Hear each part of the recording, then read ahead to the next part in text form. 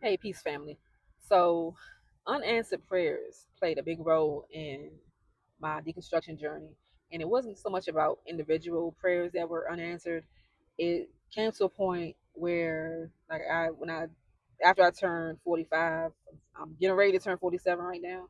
But after I turned 45, I reached a point in my life after being in this walk for decades, um, and taking a look, an honest look at where my life was and what was and wasn't happening, and just taking an assessment of the fact that I've been praying for things for decades, praying about things, praying for things, praying, believing, for things and believing about things and having a vision, desires that I believe that was put into my heart by the Creator, visions that I believed was put into my heart, you know, things that I've worked towards and postured myself and positioned myself for decades.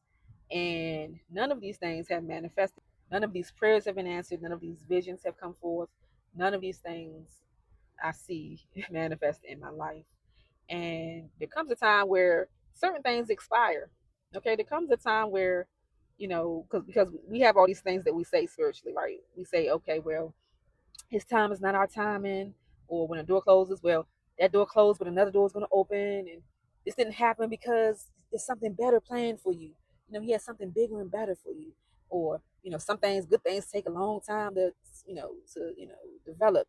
This is something so big that it takes more time, and we have all these things that we say that makes each other feel good, makes ourselves feel good when things aren't happening the way that we would desire for them to happen, when doors close, when prayers are unanswered, when things don't manifest in a certain way.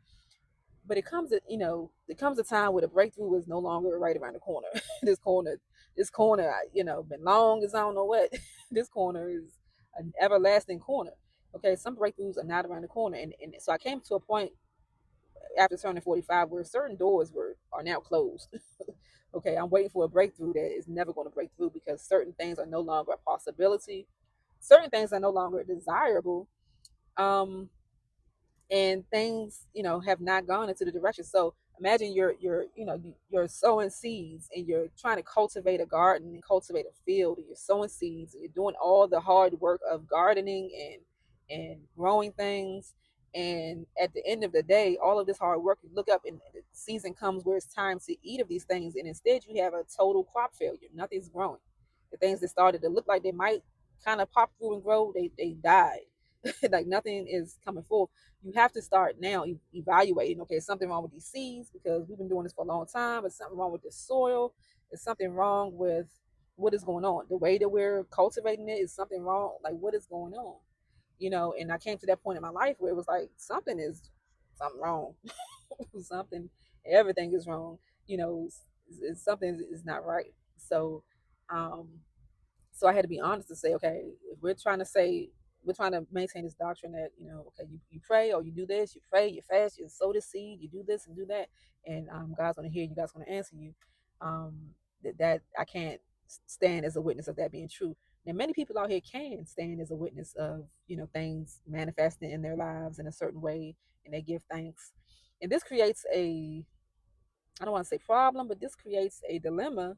It creates a challenge because there's some of us out here that with things, not that everything goes perfect, not that you don't have challenges in life, but you pray for something and it seems that your prayer is answered. You sow something and it seems like there's a reaping from it. You do things and you get an expected result, and so then you give the glory to God and you give your testimony of, hey, look what God did in my life. I prayed and God answered my prayers. God don't play about me, and all these things like favor ain't fair. And so we're attaching our success in whatever situation to a direct link. We're making a direct link to say that God directly did these things for us, either because He just chose to have favor on us, or just because um, we prayed, or because we had faith, or because we sowed seeds, or because we had everybody praying for us and we prayed as a group and God came through. Whatever the reasons, the way the this framework, this concept, this doctrinal belief, this community and cultural belief of this relationship between the two things creates a challenge and a dilemma for those of us who things don't work out that way, you know. So there's two groups of people. The group of people who this stuff works out for you don't know what I'm talking about right now. You're like, what are you talking about? Because your experience has led to, whether it's for the reasons that you think it is or not, whether it's directly God or whether it's other elements of your life that just were in alignment with this desired outcome, or whether it was just chance, whatever the case may be. If you are a believer and you are within that framework, and you see that this happens for some people but it doesn't happen for other people. This person prayed for this, and they're having these results, and this person prayed too, but they're not having those results. Now we have to come up with all these excuses and reasons for it. And it comes to a point where I reached a point in my life where now it's like I'm gaslighting myself, trying to stay within this belief system, when maybe what I thought is happening is not what's happening at all. Maybe there's other explanations, right?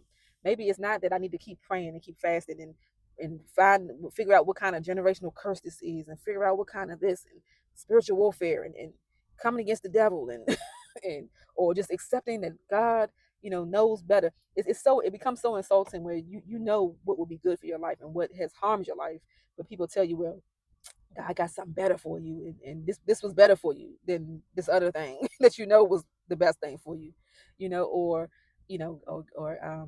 God's just trying to teach you something, and He's trying to cultivate your character. Like, it comes a point, like I said, where all that expires, and you need real answers, and you need real, real, something real to be able to uh have some understanding on what is actually happening, and to be able to move forward in a productive way, to where you're not internalizing all of these thought patterns and all of these excuses, and internalizing all of this stuff that becomes self-inflicted wounds, and self-inflicted and community inflicted wounds, uh based of dealing with your situation, whatever it may be.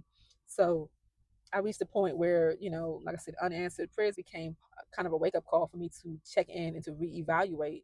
Something is wrong with the foundation of my belief system, um, and because it's not the answers to explain my life, and how my life unfolds, and how I function, and how I am to perceive what's happening, is becoming a has become a dysfunction in my life. So there was two levels of suffering. So I have the level of suffering from my actual circumstances, the actual reality of it. But then there's this extra layer of suffering, this theological suffering, this, suffering that is added on, because now you are not just carrying the weight of your situation, which I found now to be a lot easier to carry without this second layer of theological warfare and and constant trying to figure out how or where you fit into this theology that we've culturally embraced about why people are going through what they're going through, and how God works, and God's direct involvement or not in our situations. It creates this extra layer of suffering, that you have to carry on top of the realities of life that you're dealing with. So, now that I've stepped away from that framework and am able to look at life through some different lenses, I'm able to navigate my life a lot easier and a lot better. It doesn't mean that life became easier because I still deal with the persistent challenges that I've already dealt with, but I can look at it through more uh, light, the lens of just life, and lenses that are not creating these false expectations, that are not placing false blame. You know, I'm not in a place where I'm constantly beating myself up for reality, and I'm not feeling like God hates me because of the realities, and I'm not in this constant spiritual battle. The most difficult part is whenever I do engage with someone that is within that framework, and the things that are said to me, it's constant daggers, unintentional, well-meaning, trying to be supportive, trying to say something, but like I said, the framework and the tools that we've been given to engage with each other is when within that religious framework, we don't even realize or understand that we're throwing daggers at each other in our efforts to support, um, in our efforts to give some kind of understanding or reasoning, and to try to be encouraging. We're actually saying things that are really penetrating people sometimes when they're trying to deal with their situations. um, we haven't really learned how to really truly hold space and to deal with people based on what's really happening, uh, versus having to have some kind of theological reasoning for it. So I wanted to share that because I think that maybe somebody out there can relate to that. If you can relate to what I'm saying in some kind of way, leave your comments. I always look forward to hearing your thoughts and your comments on it. And until the next video, peace to you. Shalom.